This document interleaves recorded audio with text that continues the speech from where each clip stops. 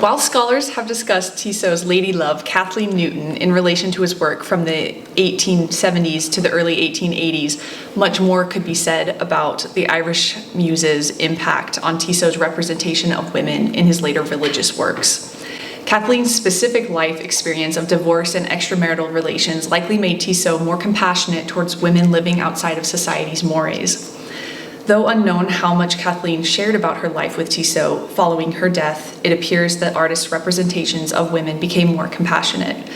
This research proposal consists of possible veins of inquiry into the impact of Kathleen Newton on Tissot's Old Testament women. Thanks to Christina Matiashkiewicz. Thanks to her, much of Kathleen Newton's life has been pieced together. Kathleen, an Irish woman, was born in India, but raised in Britain, where she was baptized Anglican.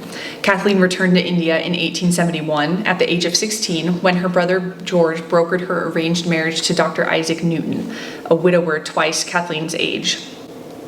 On the passage over, Kathleen met and fell in love with fellow passenger and naval commander Henry Palliser, who was aged 31 at the time.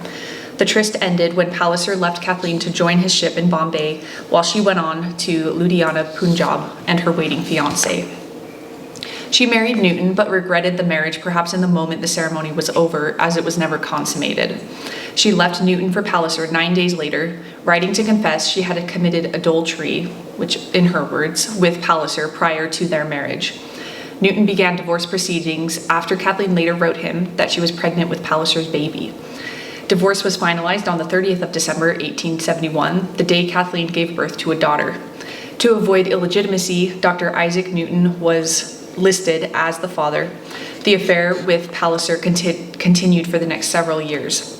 In 1876, Kathleen gave birth to her son Cecil in Westminster, again listing Newton as the father, though in all likelihood the child was Palliser's. It was that same year that Kathleen first caught Tissot's eye, and she became a regular model for him. A romance ensued. In 1877, Kathleen moved in with Tissot. They lived together openly as husband and wife, though never married, as Tissot's Catholicism did not recognize divorce. Society was scandalized by Tissot openly living with a mistress, but the couple had a small circle of friends who continued to call. Together, Tissot and Kathleen, with their 2 children, created a private world in their house and garden, which served as a background for a number of Tissot's works during this period, many of them featuring Kathleen. Tissot was devoted to Kathleen. According to Kathleen's niece, Lillian Hervey, Kathleen called her lover Jimmy, and he invariably addressed her as petite femme, though other sources do also record him calling her Kitty, and one of his etchings featuring her was titled Mouvernin, which is Irish for my dear one. Around 1880, Kathleen contracted tuberculosis. As her health declined, they sought out divine help. On the 6th of November, 1882, Kathleen was baptized Catholic, but died 3 days later in Tissot's arms. It is recorded that Tissot prayed for hours on Kathleen's purple-draped coffin before she was buried in consecrated ground at St. Mary's Catholic Cemetery in Kensal Green. Tissot set to work on a new series following Kathleen's death, titled Woman in Paris, which explored the theme of the modern woman with plans to have a story related to each illustration published alongside it. This series may have been inspired by Kathleen. When the images were exhibited, a critic for La Vie Parisienne complained that the women showcased in the series were, quote, always the same English woman, close quote, perhaps alluding to a resemblance to Kathleen Newton. This project was cut short around 1885 by 2 visions that would guide Tissot to start work on his illustrated Bible. The first was prompted by a seance summoning Kathleen's apparition, a happy reunion that spoke to Kathleen's ultimate salvation. Based on his popular society paintings, which we have discussed, Tissot always was very sympathetic in his portrayal of women. He always portrayed them in a rather appreciative way. But following Kathleen's death, there seems to be a tangible shift towards a more sensitive and nuanced rendering. To examine the extent of this, one possible research vein would be to compare traditionally featured scenes in pictorial Bibles of the time to his renderings of those same scenes, which we've also discussed a little bit today. But of particular note would be his gouaches of Bathsheba, again, which we talked about today. That's the pleasure of going towards the end, right? In David sees Bathsheba bathing.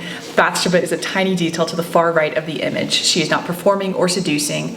Rather, she sits still as a servant washes her feet. With the locus of attention on David's internal struggle, the woman is not portrayed as complicit, but innocent and unaware. Is this composition and narrative approach a precedent of some sort? Which I think we can agree it probably is. And then the companion image, Bathsheba mourns her husband, likewise could be researched in this vein. There are likely few, if any, images that show Bathsheba's devastating grief in this compassionate way. This image might be especially revealing when compared with another painting by Tissot of Kathleen titled Abandoned.